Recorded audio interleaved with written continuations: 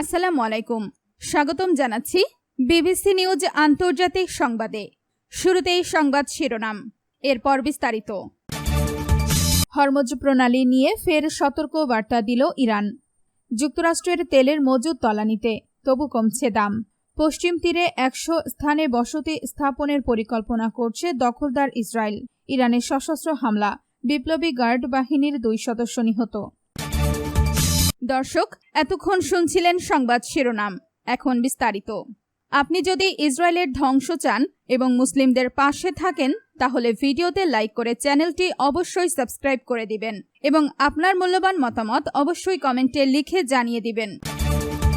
Hormuz প্রণালী নিয়ে ফের সতর্ক বার্তা দিল ইরান। কৌশলগতভাবে অত্যন্ত গুরুত্বপূর্ণ হরমুজ প্রণালীকে ইরানের ক্ষমতার সবচেয়ে বড় হাতিয়ার বলে উল্লেখ করেছেন দেশটির পার্লামেন্ট স্পিকার ও শীর্ষ আলোচক মোহাম্মদ বাঘের গালিবাফ। যুক্তরাষ্ট্রের সঙ্গে একটি সমঝোতা স্মারক MOU সইয়ের পরও এই জলপথের ওপর তেহরান তার পূর্ণ সার্বভৌমত্ব বজায় রাখবে বলে জানিয়েছেন তিনি। খবর আল জাজিরার। ইরানের রাষ্ট্রীয় গণমাধ্যমে দেওয়া এক সাক্ষাৎকারে গালিবাফ বলেন, যুক্তরাষ্ট্রের সঙ্গে হওয়া এই সমঝোতা স্মারকের আওতায় হরমুজ প্রণালীতে নৌযান চলাচলের সেবা মূল্যের ক্ষেত্রে কেবল সাময়িকভাবে 60 দিনের একটি ছাড় দেওয়া হয়েছে। এর বাইরে জলপথটির ওপর ইরানের কর্তৃত্বে কোনো বদল আসবে না। ইরানের সংবাদ মাধ্যম প্রেস টিভির প্রতিবেদন অনুযায়ী গালিবাফ বলেন, এগুলো আমাদের আঞ্চলিক জলসীমা। ইরান হরমুজ প্রণালীকে সামরিকীকরণ করেছে এমন দাবি করে যুক্তরাষ্ট্রকে কোনো বিতর্ক বা কূটতর্ক সৃষ্টির সুযোগ আমরা দেব না। আপনি যদি ইসরায়েলের ধ্বংস চান এবং মুসলিমদের পাশে থাকেন, তাহলে ভিডিওতে লাইক করে চ্যানেলটি অবশ্যই সাবস্ক্রাইব করে দিবেন এবং আপনার মূল্যবান মতামত অবশ্যই কমেন্টে লিখে জানিয়ে দিবেন। যুক্তরাষ্ট্রের তেলের মজুদ তলানিতে, তবু কমছে দাম। যুক্তরাষ্ট্রের কৌশলগত তেলের মজুদ 4 দশকেরও বেশি সময়ের মধ্যে সর্বনিম্ন পর্যায়ে নেমে এসেছে। স্বাভাবিকভাবে এমন পরিস্থিতিতে আন্তর্জাতিক বাজারে অপরিশোধিত তেলের দাম বাড়ার কথা থাকলেও বাস্তবে ঘটছে ঠিক উল্টোটা। একদিকে যুদ্ধের প্রভাবে বৈশ্বিক জ্বালানি সরবরাহে চাপ তৈরি হয়েছে, অন্যদিকে যুক্তরাষ্ট্র ইরানের সম্ভাব্য আলোচনাকে ঘিরে বাজারে তৈরি হয়েছে সতর্ক আশাবাদ। ফলে সরবরাহ সংকুচিত হলেও তেলের দাম নিম্নমুখী রয়েছে। বার্তা সংস্থা রয়টার্সের প্রতিবেদনে বলা হয়েছে, যুক্তরাষ্ট্রের জ্বালানি বিভাগের সর্বশেষ তথ্য অনুযায়ী দেশটির স্ট্র্যাটেজিক পেট্রোলিয়াম রিজার্ভ SPR থেকে আরও 55 লাখ ব্যারেল তেল ছাড়ার ফলে মোট মজুদ কমে দাঁড়িয়েছে 32,57 লাখ ব্যারেলে। এটি 1973 সালের মে মাসের পর সর্বনিম্ন। ইরান যুদ্ধের পর বৈশ্বিক সরবরাহ ঘাটতি মোকাবেলা এবং জ্বালানির দাম নিয়ন্ত্রণে রাখতে SPR থেকে মোট 17,20 লাখ ব্যারেল তেল ছাড়ার পরিকল্পনার অংশ হিসেবেই এই মজুদ কমানো হচ্ছে। শুধু কৌশলগত মজুদই নয়, শক্তিশালী রপ্তানি এবং রিফাইনারিগুলোর উচ্চ চাহিদার কারণে সাম্প্রতিক সপ্তাহগুলোতে যুক্তরাষ্ট্রের বাণিজ্যিক অপরিশোধিত তেলের মজুদও দ্রুত কমেছে। ফেব্রুয়ারির শেষ দিকে যুদ্ধ শুরুর পর থেকে বাণিজ্যিক ও কৌশলগত 2 ধরনের মজুদ মিলিয়ে দেশটির মোট তেল মজুদ 11,14 লাখ ব্যারেল কমে 19 জুন পর্যন্ত 74,33 লাখ ব্যারেলে নেমে এসেছে। এটি 1984 সালের পর সর্বনিম্ন পর্যায়। তবে সরবরাহ কমে গেলেও তার প্রভাব তেলের দামে উল্টোভাবে পড়েছে। মঙ্গলবার আন্তর্জাতিক বাজারে অপরিশোধিত তেলের দাম আরও কমেছে। এতে টানা দ্বিতীয় মাসের মতো বাজার নিম্নমুখী থাকার ইঙ্গিত মিলেছে।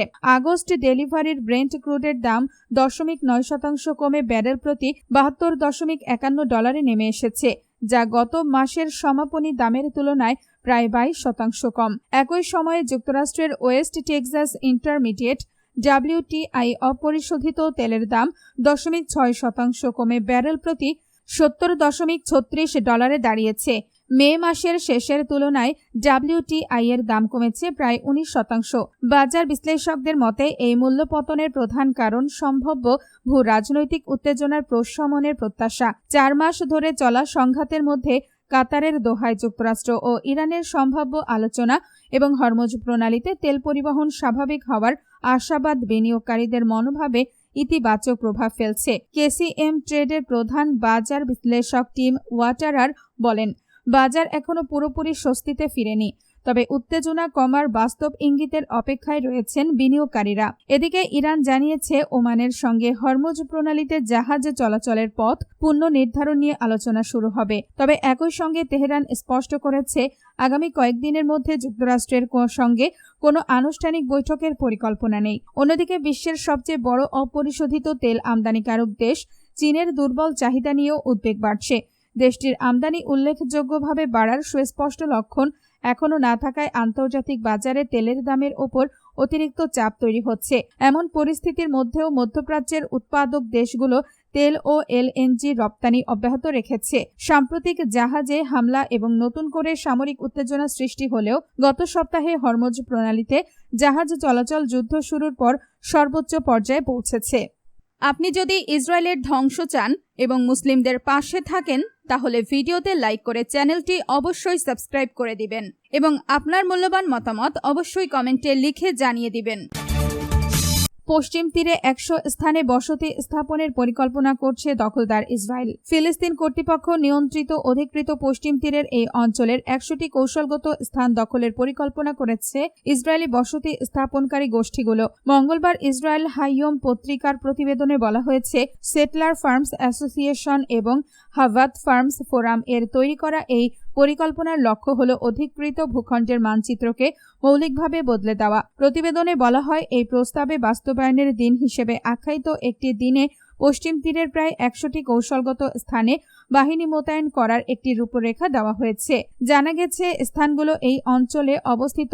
1995 সালের অসলো 2 চুক্তি অনুযায়ী এই অঞ্চলটির প্রশাসনিক ও নিরাপত্তার নিয়ন্ত্রণ ফিলিস্তিন কর্তৃপক্ষের হাতে রয়েছে। পত্রিকাটির মতে, পরিকল্পনাটি ইসরায়েলি সরকারের মন্ত্রী এবং প্রধানমন্ত্রী বেনিয়ামিন নেতানিয়াহুর ঘনিষ্ঠ ব্যক্তিদের কাছে উপস্থাপন করা হয়েছে এবং এতে ফিলিস্তিনের প্রধান শহরগুলো অন্তর্ভুক্ত রয়েছে বলে উল্লেখ করা হয়েছে। প্যালেস্টাইন লিবারেশন অর্গানাইজেশনের PLO অধিভুক্ত অ্যান্টি ওয়াল অ্যান্ড সেটেলমেন্ট কমিটির সভাপতি মুয়াইয়াদ শাবান এই প্রস্তাবটিকে অধিকৃত পশ্চিম তীরে সংযুক্ত করার ক্ষেত্রে ইসরায়েলের একটি বিপজ্জনক পদক্ষেপ হিসেবে বর্ণনা করেছেন। তিনি দাবি করেন, এটি অবৈধ বসতি স্থাপনকারী গোষ্ঠীগুলোর কোনো স্বাধীন উদ্যোগ নয়, বরং এর মধ্য দিয়ে ডানপন্থী ইসরায়েলি সরকারের অনুসরণ করা বৃহত্তর নীতির প্রতিফলন। ইসরায়েলি সেনাবাহিনী প্রায় প্রতিদিনই পশ্চিম তীরের শহর ও নগরগুলোতে অভিযান চালায়। এসব অভিযানে প্রায় গ্রেফতার, মাঠ পর্যায়ে জিজ্ঞাসাবাদ ও বাড়িতে তল্লাশি চালানো হয়। ফিলিস্তিনিদের দেওয়া পরিসংখ্যান অনুযায়ী 2023 সালের অক্টোবর থেকে পশ্চিম তীরে ইসরায়েলি সেনাবাহিনী ও দখলদারদের হামলায় 1173 জনের বেশি ফিলিস্তিনি নিহত, 12,666 জন আহত এবং প্রায় 23,000 মানুষকে গ্রেফতার করা হয়েছে। আপনি যদি ইসরায়েলের ধ্বংস চান এবং মুসলিমদের পাশে থাকেন তাহলে ভিডিওতে লাইক করে চ্যানেলটি অবশ্যই সাবস্ক্রাইব করে দিবেন এবং আপনার মূল্যবান মতামত অবশ্যই কমেন্টে লিখে জানিয়ে দিবেন। ইরানের সশস্ত্র হামলা, বিপ্লবী গার্ড বাহিনীর 2 সদস্য নিহত। ইরানের পশ্চিমাঞ্চলীয় কেরমান শাহ প্রদেশে বন্দুকধারীদের হামলায় দেশটির Islamic Revolutionary Guard Corps IRGC এর 2 সদস্য নিহত হয়েছেন। এ ঘটনায় আরও 2 সদস্য আহত হয়েছেন। মঙ্গলবার 30 জুন রাষ্ট্রীয় সম্প্রচার মাধ্যমের বরাত দিয়ে এই তথ্য জানিয়েছে বার্তা সংস্থা আনাদোলু। প্রতিবেদনে বলা হয়েছে, সোমবার 29 জুন সন্ধ্যায় ইরাক সীমান্তবর্তী কেরমান শাহ প্রদেশের পাবে কাউন্টিতে এই হামলার ঘটনা ঘটে। IRGCর জনসংযোগ দপ্তরের এক বিবৃতিতে জানানো হয়, অজ্ঞাত পরিচয় হামলাকারীরা একটি বাড়ির প্রবেশপথে অতর্কিত গুলি চালালে হতাহতের এ ঘটনা ঘটে। IRGC এই ঘটনাকে কাপুরুষোচিত ও বিশ্বাসঘাতকতাপূর্ণ সন্ত্রাসী হামলা হিসেবে বর্ণনা করেছে। নিহত 2 ব্যক্তি স্থানীয় IRGCর সদস্য ছিলেন, তবে নিরাপত্তাজনিত কারণে এখনও তাদের পরিচয় প্রকাশ করা হয়নি। হামলায় আহত আরও 2 সদস্য চিকিৎসাধীন রয়েছেন। IRGC জানিয়েছে, হামলার প্রকৃত কারণ উদ্ঘাটন এবং জড়িতদের শনাক্ত করতে তদন্ত শুরু হয়েছে। তবে এই প্রতিবেদন লেখা পর্যন্ত কোনো ব্যক্তি বা গোষ্ঠী হামলার দায় স্বীকার করেনি। আপনি যদি ইসরায়েলের ধ্বংস চান এবং মুসলিমদের পাশে থাকেন তাহলে ভিডিওতে লাইক করে চ্যানেলটি অবশ্যই সাবস্ক্রাইব করে দিবেন এবং আপনার মূল্যবান মতামত অবশ্যই কমেন্টে লিখে জানিয়ে দিবেন।